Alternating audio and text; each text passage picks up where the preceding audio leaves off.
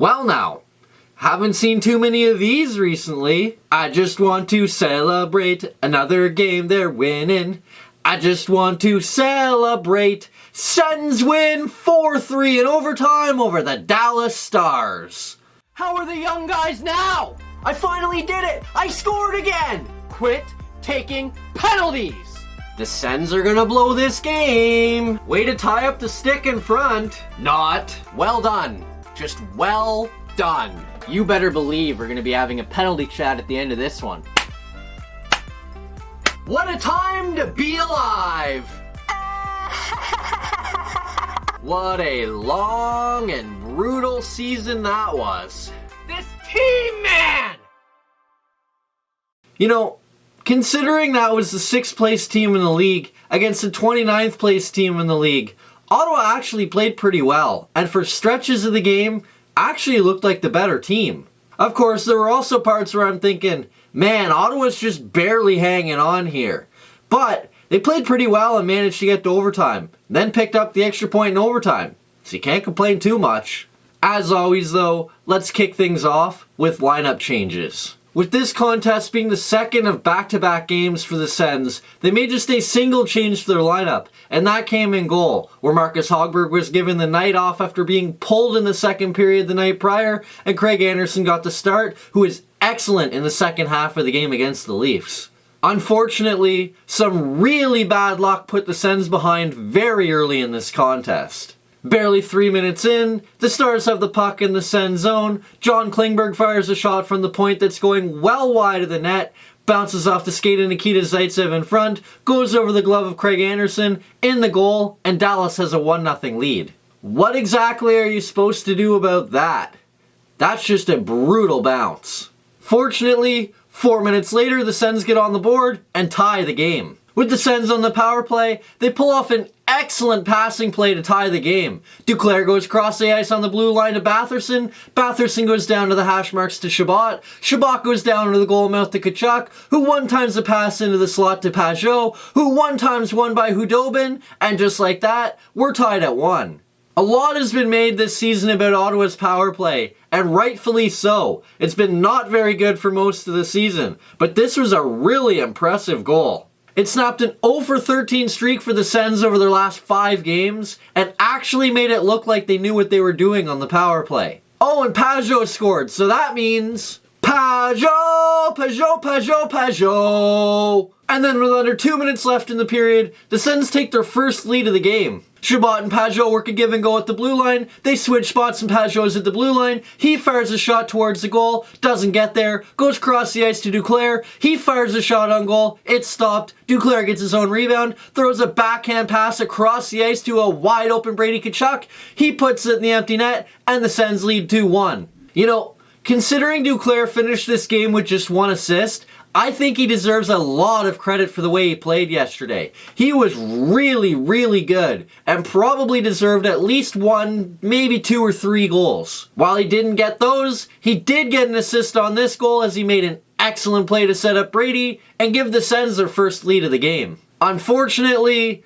that lead wouldn't last very long. 33 seconds later, Heiskanen feeds Johns at the blue line. He one-times won by Andy, and just like that, we're tied at 2. Man, the Sens are so bad at this. I say it all the time, and it's still true. 33 seconds later, the puck's in the back of the net, and the 1-goal lead you had is completely gone. Thankfully, the period was just about over when John scored, so the Sens can't dig themselves any bigger hole, and we head to the first intermission with the game tied 2-2. And incredibly, the Sens finished that first period with 19 shots on goal.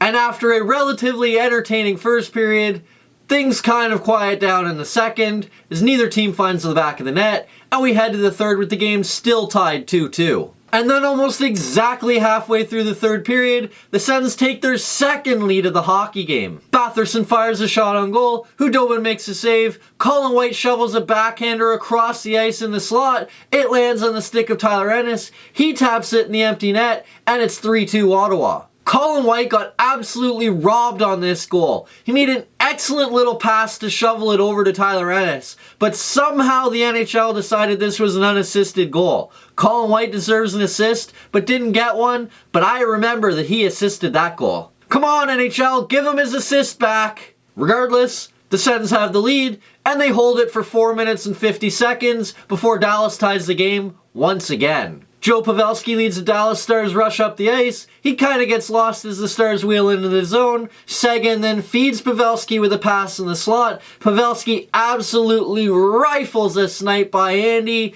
and we're tied at 3.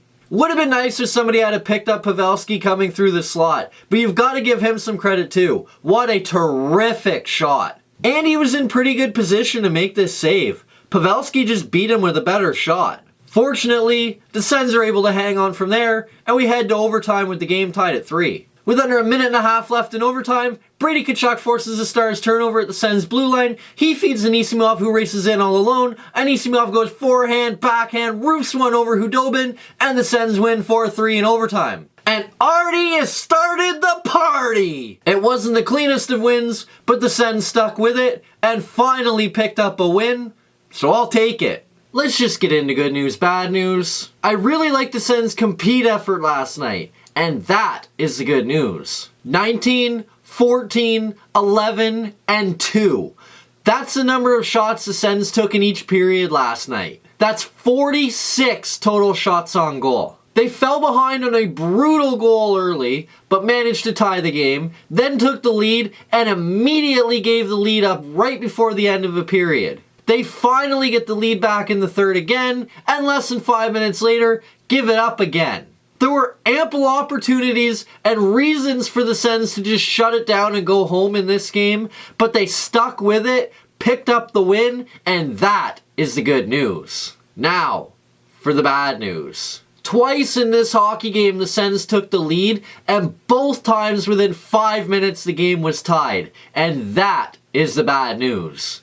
The Sens need to do a better job of managing the first couple of minutes after they score a goal. You can't afford to score and immediately give it right back. The Sens did that twice last night. Fortunately, it didn't end up costing them the game. But if they continue to do this in the future, it's going to cost them a whole lot of hockey games. And that is the bad news. Next up, the Sens return to action Tuesday evening when they welcome the Buffalo Sabres for Chris Phillips' jersey retirement night. This contest will be the fourth and final meeting of the season between the two teams, with the Sens currently holding a 2-1 edge in head-to-head play thanks to 2 straight wins over the Sabres. In fact, the Sens have just 5 wins in their last 2 months, and 2 of them have been against Buffalo. But of late, the Sabres have been much better, as they've won 4 of 5 and have points in 5 of 6. Hopefully Chris Phillips' jersey retirement can give the building some energy, give the Sens some energy, and hopefully they can beat the Sabres again. That's it for this video. Hit like if you liked it, subscribe to the channel if you haven't already, share it with anybody you know, and today's question is, given how Craig Anderson's played the last couple nights, would you go back to him on Tuesday night, or do you go back to Marcus Hogberg and give the young guy another start? Let me know what you do down below, and we'll see you Tuesday night when the Sens host the Buffalo Sabres.